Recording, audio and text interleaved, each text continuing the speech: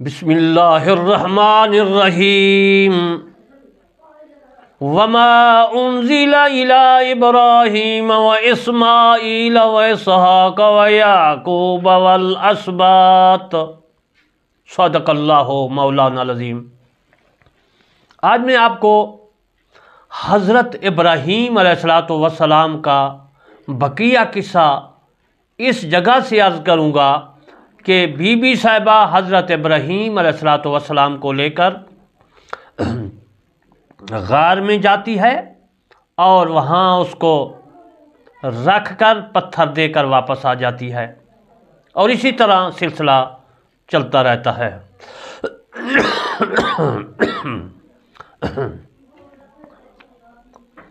جب حضرت be be صاحبہ حضرت ابراہیم علیہ السلام کو دودھ دینے کے لیے، کھلانے پلانے کے لیے ان کے پاس گئی غار میں، تو حضرت ابراہیم علیہ السلام کو باہر نکالنے کے لیے اس نے سوچا، چاروں طرف بی بی صاحبہ نے دیکھا کہیں دشمن تو نہیں ہے نمرود کا، یا کوئی ایسا دشمن نہیں ہے جو حضرت ابراہیم علیہ السلام کا قاتل ہو سکے۔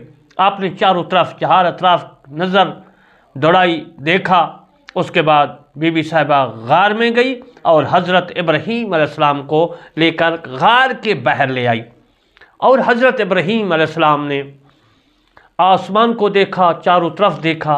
اس وقت اندھیری رات تھی، اور حضرت عبداللہ بن عباس رضی اللہ تعالیٰ عنہ فرماتے ہیں کہ مہینے کے آخری ایام تھے۔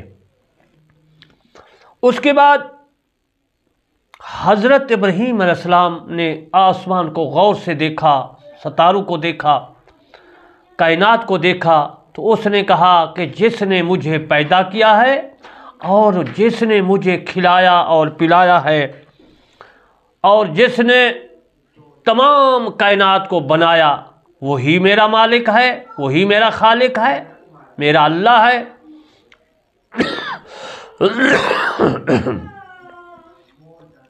اس کے سوا اور کوئی میرا معبود نہیں ہے۔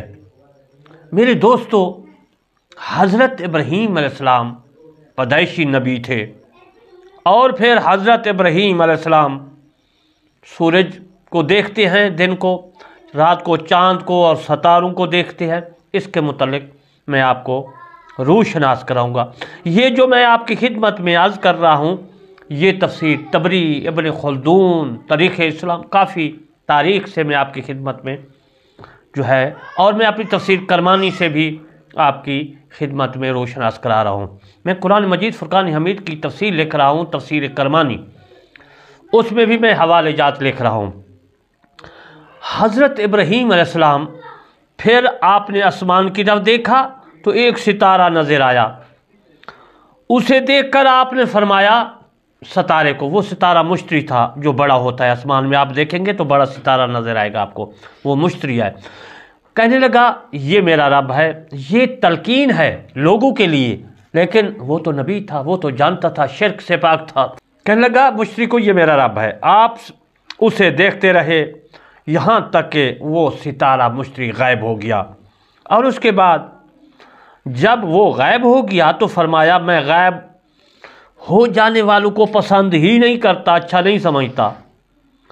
اس کے بعد پھر چاند طلوع ہوا، یعنی مہینے کے آخری ایام تھے۔ پھر میں آپ کو عرض کروں گا، پھر مشتری غائب ہو گیا ستارہ، پھر چاند نظر آیا، اور اس کے بعد میرے دوستو چاند بڑا موٹا چمکتا ہوا حضرت ابراہیم علیہ السلام کو نظر آیا، اور اس نے دیکھا، فرمایا یہ میرا رب ہے، ہاذا، یہ جو ہے ربی میرا رب ہے۔ اسے دیکھتے رہے یہاں تک کہ وہ بھی چاند غائب ہو گیا، اور پھر حضرت ابراہیم علیہ السلام نے فرمایا کہ جو چیز غائب ہو جاتی ہے وہ میرا رب نہیں ہے، رب مجھے سیدھے راستے پر چلائے۔ اس کے بعد صبح ہوئی تو سورج نظر آیا، سورج کو دیکھ کر اس نے کہا کہ یہ میرا رب ہے۔ جب وہ بھی سورج غائب ہو گیا، مغرب ہو گئی، آپ نے فرمایا کہ جو غروب ہو جاتے ہیں وہ رب نہیں ہوتے، یہ بھی میرا رب نہیں ہے۔ عزیز مطلب پھر جب میں عرض کر رہا تھا اگلا دن طلوع ہوا، سورج کو دیکھا، اس کی روشنی 2 چیزوں سے زیادہ تھی، تمام چیزوں سے زیادہ تھی، تو فرمایا یہ میرا رب ہے، جس طرح میں نے پہلے عرض کیا، تو وہ بڑا ہے، مگر جب وہ بھی غروب ہو گیا فرمایا اے لوگو، جن چیزوں کو تم خدا کا شریک بناتی ہو ان سے میں بیزار ہوں۔ ثابت کیا ہوا؟ قرآن مجید نے اس واقعہ کو یوں بیان کیا، میں آپ کو اس کا ترجمہ عرض کر دیتا ہوں۔ جب رات اس پر تاری ہوئی، اس نے ایک تارا دیکھا، یعنی حضرت ابراہیم علیہ السلام نے، یہ کہنے لگا میرا رب ہے، مگر جب وہ بھی ڈوب گیا تو بولا ڈوب جانے والوں کا تو میں گردیدہ نہیں ہوں، پسندیدہ میں اس کو پسند نہیں کرتا۔ پھر جب چاند چمکتا ہوا نظر آیا، جیسا میں نے پہلے عرض کیا، یہ ترجمہ قرآن کا عرض کر رہا ہوں، تو کہنے لگا یہ میرا رب ہے، مگر جب وہ بھی غائب ہو گیا تو اور ڈوب گیا، غائب ہو گیا، تو کہا اگر میرے رب نے میری رہنمائی نہ کی، ہدایت نہ دی تو میں بھی گمراہ لوگوں میں شامل ہو جاؤں گا، شامل ہو گیا ہوتا۔ پھر جب سورج بھی غروب ہو گیا اور سورج کو روشن دیکھا تو کہا یہ میرا رب ہے، یہ سب سے بڑا ہے۔ مگر جب وہ بھی ڈوبا تو حضرت ابراہیم علیہ السلام پکار اٹھے، فرمایا اے برادران قوم، میں ان سب سے بیزار ہوں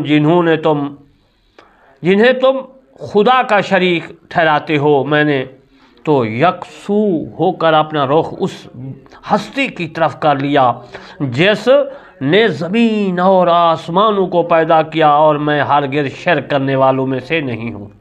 یہ عزیز محترم میں نے قرآن مجید فرقان حمید کا ترجمہ عرض کیا۔ یہ تھی تلقین امت جس کو کہتی ہے۔ نبی حضرت ابراہیم علیہ السلام نے لوگوں کو تلقین کی، سمجھایا، لیکن وہ جانتے تھے کہ رب وحدہ لا شریک ایک ہے، یہ سب اس کی کائنات ہے، لیکن لوگوں کو سمجھانے کے لیے اس وقت کوئی مشتری کو پوجا کرتی تھی، کوئی چاند کو، کوئی سورج کو، سب ستاروں کی پوجا پاٹ کرتے تھے، لیکن میرے دوستو یہ ان کو سمجھانے کے لیے تھا۔ یہ نہ سمجھے کہ حضرت ابراہیم علیہ السلام جو ہے وہ ان کو خدا سمجھ بیٹھے۔ حضرت ابراہیم علیہ السلام کے والد کو بیٹے کا علم ہونا، یعنی حضرت بی بی صاحبہ نے فرمایا اپنے خاوند کو، تارخ کو، کہ میں نے اپنے بیٹا جو ہے وہ فوت ہو چکا ہے۔ تو جب اس کو پتہ چلا کہ میرا بیٹا جو ہے زندہ ہے، تو پھر حضرت بی بی صاحبہ نے بھی ان کو فرما دیا کہ بیٹا زندہ ہے۔ اس کے متعلق میں آپ کو تاریخ طبری سے بھی میں آپ کی خدمت میں عرض کرتا ہوں، اور تفسیر کرمانی جو میں لکھ رہا ہوں اس سے بھی۔ پھر جب حضرت ابراہیم علیہ السلام اپنے دینی رخ کو درست کر چکے، اپنے والد کے پاس آئے، آپ اس وقت تمام باطل مذاہب جو تھے بیزاری اختیار کر چکے تھے، لیکن انہوں نے ابھی تک اس بات کا اظہار نہ کیا تھا۔ سو اپنے والد کے پاس آ کر بتلایا کہ میں آپ ہی کا بیٹا ہوں اور آپ میرے والد ہیں۔ ان کی والدہ محترمہ نے بتایا کہ آپ کا بیٹا ہے، اور حضرت ابراہیم علیہ السلام کو جنگل میں چھپانے کا سارا واقعہ، غار کا سارا واقعہ بی بی صاحبہ نے فرما دیا، بتا دیا۔ یہ سب کچھ سن کر تارخ یا آزر بہت ہی خوش ہوا۔ اب میں آپ کو طارق فوت ہو گیا، وصال فرما گیا، اس کے بعد اس کا چچا تھا، آپ نے پھر چچا کے ہاں جو ہے پرورش کی، چچا نے اس کو پالا۔ چچا جو آزر تھا، چچا کو بھی عربی میں باپ کہتے ہیں، تو یہاں قرآن مجید میں آزر کو باپ فرمایا گیا، یعنی چچے کو باپ۔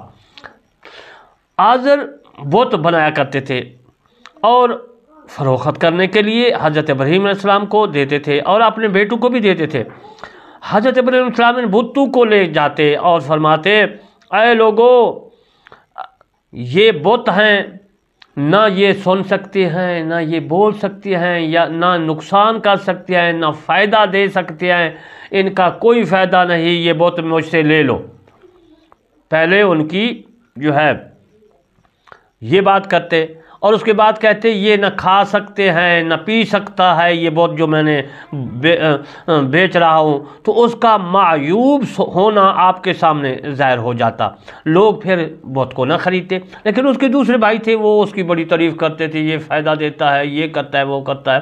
تو میرے دوستو आज़र के बेटे बेच आते हज़रत इब्राहीम अलैहिस्सलाम बुद्ध को क्या करता, उनके गले में टांग में रस्सी डालता, उसको घसीटता फिरता, गंदी चीज़ पानी में मट्टी में, इसी तरह वो सारा दिन उसको घसीटता रहता, एक या दो जितने भी बुत थे छोटे छोटे बड़े होते जो, तो उनकी बेइज्जती करता, कहता ये खाते हैं ना पीते हैं, ये तो जो है अल्लाह वहदहू ला शरीक है। तो लोग उससे बुत नहीं ख़रीद करते थे, वो भी उसका इरादा था कि लोग बुत ना ले, बुत परस्ती ख़त्म हो जाए। अब मैं आपको हज़रत इब्राहीम अलैहिस्सलाम वो किस्सा अर्ज़ करता हूँ जो तमाम मुशरिकीन जो थे बुत परस्त, वो मेले में जाते हैं और हज़रत इब्राहीम अलैहिस्सलाम शहर में रहते हैं। कौम और अहल बस्ती के साथ इस इस्तिज़ा की खबर नमरूद तक भी पहुँच गई। फिर एक मरतबा लोगों ने हज़रत इब्राहीम अलैहिस्सलाम को एक मेले में साथ ले जाने की दावत दी, यानी बाप ने भी कहा, अज़र ने भी कहा था, जबकि आप वहाँ जाना पसंद नहीं करते थे। चुनांचे आपने उनकी हिमायत के खिलाफ न जाने को ज़ाहिर करना चाहा। कौम के सामने सतारों की तरफ देखा और फरमाया कि मैं सकीम हूँ। सकीम कहते हैं बीमार को, काफ 2 नुक्ते वाला है। ये तौरात में भी जिक्र है, तौरात मेरे पास है, एकेडमी की छपी हुई लाहौर की, उसमें भी है ये। वो सकीम वहाँ पर काफ जो है वो बारीक है, नुक्तों वाला नहीं है। उसने कहा मैं सकीम हूँ, बीमार हूँ। अल्लाह ताला कुरान मजीद में फरमाता है कि हज़रत इब्राहीम अलैहिस्सलाम का ये जवाब सुनकर नजूमी कौम के लोग उल्टे पाँव वापस चले गए। अब मैं सकीम के मुतालिक अर्ज़ करता हूँ कि सकीम क्या चीज़ है, सकीम का माना क्या है। सकीम के 2 माने बयान किए जाते हैं, सकीम सीन काफ 2 नुक्ते वाला, या और मीम। सकीम के असना मानी हैं। पहला नंबर ताउन ज़दा, सकीम का माना है। दूसरा नंबर बीमार। ताउन ज़दा जो है वो सही नहीं है माना, बीमार का माना राहज है, ये सही है। कौम के लोग ये जवाब सुनकर भाग गए। हज़रत इब्राहीम अलैहिस्सलाम ये चाहते थे कि जब वो लोग भाग जाएं तो उनके बुतों के साथ वो मामला करें जिनका वो इरादा कर चुके थे। लिहाजा जब वो लोग मेले में चले गए तो हज़रत इब्राहीम अलैहिस्सलाम के छोटे माबूदों के पास गए, यानी बुत खाने में गए, खाना उनके करीब किया और बतौर इस्तिज़ा मजाक फरमाया, तुम खाते क्यों नहीं हो, क्या बात है, तुम बोलते क्यों नहीं हो। तो मेरे दोस्तों, फिर वो बुतों को कुल्हाड़े से मारता है। उससे पहले नमरूद का एक तारा उसने देखा पूँछ वाला, उसके मुतालिक मैं अर्ज़ कर देता हूँ, फिर मैं कुल्हाड़े के मुतालिक अर्ज़ करूँगा। बाज़ सहाबा से मरवी है कि नमरूद के दौर में एक ऐसा सितारा तलू हुआ जिसकी वजह से सूरज और चाँद की रोशनी मांद पड़ गई। नमरूद उससे बहुत घबराया, चुनांचे उसने जादूगरों, कहनों और क़ियाफ़ा शनासों को जो है बुलवा कर उसके बारे में उसके मुतल्लक सवाल किया, पूछा। तो नमरूद ने उनसे जब पूछा तो उन्होंने जवाब दिया कि आपकी सुल्तनत में एक ऐसा शख्स पैदा होगा जो आप और आपकी सुल्तनत की तबाही का सबब बनेगा, और वो बाबल का रहने वाला होगा। शहर बाबल कुफा और बगदाद के नज़दीक था उस वक़्त, अब नहीं है। अब मैं आपको ज़ब्त तौलीद का बानी के मुतालिक अर्ज़ कर देता हूँ। ये सुनकर नजूमियों की बात, नमरूद एक दूसरी बस्ती बाबल में मुंतकिल हुआ, क्योंकि उन्होंने कहा था कि बाबल में हज़रत इब्राहीम अलैहिस्सलाम के मुतालिक फरमाया कि पैदा होगा। और वो जब बाबल में चला गया, मुंतकिल हो गया, और वहाँ के मर्दों को निकाल दिया, जबकि औरतों को रहने दिया, और हुक्म दिया कि जब भी कोई लड़का पैदा हो उसे ज़िबा कर दिया जाए। चुनांचे मुतअद्दिद बच्चों को कत्ल कर दिया गया। फिर अचानक किसी ज़रूरी काम की वजह से वापस आना पड़ा, और उस बस्ती की निगरानी के लिए जो है आपने सबसे ज़्यादा मोतमद शख्स आज़र को बुलाकर जो है उस बस्ती का निगरान बना दिया, और उसे कहा कि ख्याल रहे कि तुमने अपनी बीवी से हम बिस्तरी नहीं करनी। आज़र ने जवाब दिया, मैं उसका हुक्म जो है ज़रूर मानूंगा। लेकिन जब वो बस्ती में दाखिल हुए, आप पर काबू ना पा सके और कूफा और बसरा के दरमियान अपनी बीवी से मुबाशरत कर ली। फिर उसे एक तह खाना में ठहराया जहाँ वो आज़र के लिए खाना वगैरह तैयार करती थी। حضرت ابراہیم علیہ السلام کی ولادت اور پرورش کے متعلق میں عرض کر دوں۔ جبکہ کچھ عرصہ گزر گیا، بادشاہ نے جادوگروں سے کہا تم جھوٹے ہو، تم اپنے علاقوں کی طرف واپس چلے جاؤ۔ بس وہ لوگ اپنے علاقوں کی طرف واپس چلے گئے، کیونکہ انہوں نے کہا کہ تم جھوٹے ہو، تم نے جو کہا تھا وہ غلط ہے، نہ کوئی لڑکا پیدا ہوا ہے، نہ یہ ایسی کوئی بات ہے۔ اور اس عرصہ میں حضرت ابراہیم علیہ السلام پیدا ہو گئے۔ انہوں نے اس اتنی جلدی رفتاری سے پرورش پائی کہ ہفتہ میں مہینہ کے جو ہے برابر اور مہینہ میں سال کے برابر بڑھے، قد بڑھا، موٹے تازے ہوئے۔ بادشاہ سب کچھ بھول چکا تھا، اور حضرت ابراہیم علیہ السلام نے اس طرح پوشیدگی سے پرورش پائی۔ ان کے ماں باپ کے علاوہ ان کو اور وہ کسی نے نہ دیکھا، یعنی ماں جانتی تھی اور باپ تاروخ جانتا تھا۔ ایک دن حضرت ابراہیم علیہ السلام کے والد نے اپنے دوستوں سے کہا کہ میرا ایک بیٹا ہے جسے میں نے چھپا کر رکھا ہوا ہے، تمہارا کیا خیال ہے کہ اگر میں اسے ظاہر کر دوں تو بادشاہ اس کو قتل تو نہ کر دے گا؟ انہوں نے جواب دیا کہ ہمیں اس کا کوئی اندیشہ نہیں ہے، آپ اسے لے آئیں۔ پس وہ انہیں باہر لے آئے گھر سے۔ حضرت ابراہیم علیہ السلام کی فکر انگیزی باتیں جو آپ کرتے تھے اس کے متعلق بھی میں عرض کر، کیونکہ بڑا ہو گیا، شاخے میں تو 12 سال کا تھا، اور اس سے پہلے کی میں بات کر رہا ہوں۔ جب حضرت ابراہیم علیہ السلام طے خانے کے فضا سے باہر نکل آئے، کیونکہ آپ نے چھپایا ہوا تھا طے خانے میں تاروخ نے، باہر آئے تو ان کی نگاہ چوپایوں، جانوروں اور دوسری مخلوقات پر پڑی۔ انہیں حضرت ابراہیم علیہ السلام نے ان کو دیکھا اور پوچھا کہ یہ کیا ہے، ما ھذا، یہ کیا ہے؟ تو انہوں نے ہر ایک جانور کا تعارف کرایا گیا۔ چنانچہ بیل کا تعارف کراتے ہوئے کہا گیا یہ بیل ہے، گائے کے متعلق پوچھا آپ نے تو بتایا یہ گائے ہے، گھوڑے کے بارے میں پوچھا تو بتایا یہ گھوڑا ہے، اور بکری کے بارے میں بتایا گیا تو یہ کہا گیا کہ یہ بکری ہے۔ یہ ساری کی ساری باتیں سن کر حضرت ابراہیم علیہ السلام جو نے فرمایا یہ ضروری ہے کہ ان سب کا کوئی پالنے والا تو ضرور ہوگا، یعنی ان کا جو پالنے والا ہے وہی خدا ہوگا۔ یہ ان کی جو ہے باتیں فکر انگیز باتیں تھیں، لوگ سن کر بہت ہی حیران ہو گئے۔ یہ تو اس وقت کی بات ہے کہ جب حضرت ابراہیم علیہ السلام اپنے باپ کے ساتھ لوگوں میں آئے اور باتیں کرنے لگے۔ اب میں ایک اور دوسری روایت عرض کرتا چلوں، جس نے آپ نے فرمایا مشتری ستارہ میرا رب ہے، یہ چاند میرا رب ہے، سورج میرا رب ہے، اسی کی متعلق اور بھی ایک روایت ہے، میں وہ بھی آپ کی خدمت میں عرض کر دیتا ہوں تاکہ آپ کے علم میں اضافہ ہو جائے۔ حضرت ابراہیم علیہ السلام رات کے وقت طے خانے سے نکلے تھے، چنانچہ اس وقت جب کہ انہوں نے آسمان کی طرف نگاہ اٹھائی تو انہیں مشتری ستارہ نظر آیا، جیسا میں نے پہلے عرض کیا، جسے دیکھ کر انہوں نے کہا یہ میرا رب ہے۔ مگر جب تھوڑی دیر ہوئی وہ ستارہ غائب ہو گیا تو فرمایا میرا رب غائب ہو جانے والوں میں نہیں ہے، میں اس کو پسند نہیں کرتا جو غائب ہو جائے، یعنی میں ایسے رب کو پسند نہیں کرتا جو غائب ہو جاتا ہے۔ حضرت ابن عباس رضی اللہ تعالیٰ عنہ فرماتے ہیں اسی کے متعلق جو میں آپ کی خدمت میں عرض کر رہا ہوں، وہ فرماتے ہیں کہ آپ قمری مہینے کے آخر میں طے خانے سے باہر آئے، اس لیے آپ نے ستاروں سے جو ہے پہلے چاند کو نہیں دیکھا، اور جب رات کا آخری حصہ ہوا تو چاند چمکتا ہوا نظر آیا تو اسے دیکھ کر فرمایا یہ میرا رب ہے۔ جب چاند غائب ہو گیا فرمایا اگر میرا رب مجھے یہ سیدھا راستہ نہ دکھائے تو میں ان لوگوں میں سے ہو جاؤں گا جو بھٹکے ہوئے ہیں۔ جب صبح کا وقت ہوا چاند نظر آیا، سورج نظر آیا، بہت بڑا ہے، فرمایا یہ میرا رب ہے، جس طرح میں نے پہلے یاد کیا۔ تو سب سے بڑا یہ بڑا ہے جب حضرت ابراہیم علیہ السلام نے ان کو دیکھا یہ بہت ہے میرا رب ہے، یہ لوگوں کو سمجھا رہا تھا۔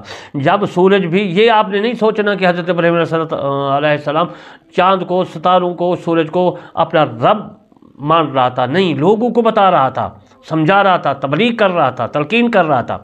جب سورج بھی غائب ہو گیا تو اللہ تعالیٰ نے آپ سے فرمایا اسلام لے آؤ، تو آپ نے عرض کی میں رب العالمین کے سامنے سر اطاعت خم کرتا ہوں، پھر اپنی قوم کے پاس آئے اور انہوں نے حق کو جو ہے دعوت دی اور فرمایا اے لوگو جن چیزوں کو تم خدا کا شریک بناتی ہو میں ان سے بیزار ہوں۔ یہ قرآن مجید کی آیات کا میں ترجمہ کر رہا ہوں۔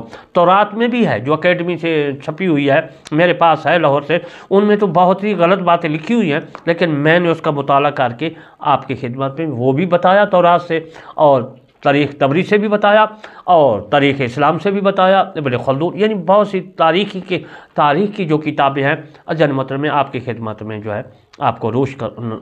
پھر میں آپ کو انوکھا کاروبار کے متعلق بھی دکانداری کے متعلق عرض کروں گا۔ حضرت ابراہیم علیہ السلام کا کاروبار جو تھا وہ کیا تھا، پہلے بھی میں عرض کر چکا ہوں کہ وہ بہت بیچتا تھا، اس کا باپ حاضر، اور وہ گھسیٹ کر لوگوں کے پاس لے جاتا، یہ اس کا نہ فائدہ ہے نہ نقصان ہے، یہ وہ۔ تو جن محترم انشاءاللہ باقی یہ روایات اسی کے متعلق کل کو زندگی باقی اسی ٹائم آپ سے ملاقات ہوگی۔ آپ نے اللہ کے کلام کو ضرور، اسلام کو، دین مذہب، اللہ کے احکام کو، رسول کریم صلی اللہ علیہ وسلم کے فرمان کو ہر ایک کے کان میں پہنچانا ہے۔ قیامت کے دن یہ کوئی نہ کہہ سکے کہ میرے کان میں اللہ کا کلام نہیں پہنچا، اسلام نہیں پہنچا، دین مذہب اللہ کا احکام نہیں پہنچا، اور رسول کریم صلی اللہ علیہ وسلم کا فرمان نہیں پہنچا۔ عزیز محترم کل کو انشاءاللہ پھر ملاقات ہوگی۔ وما علینا الا البلاغ المبین۔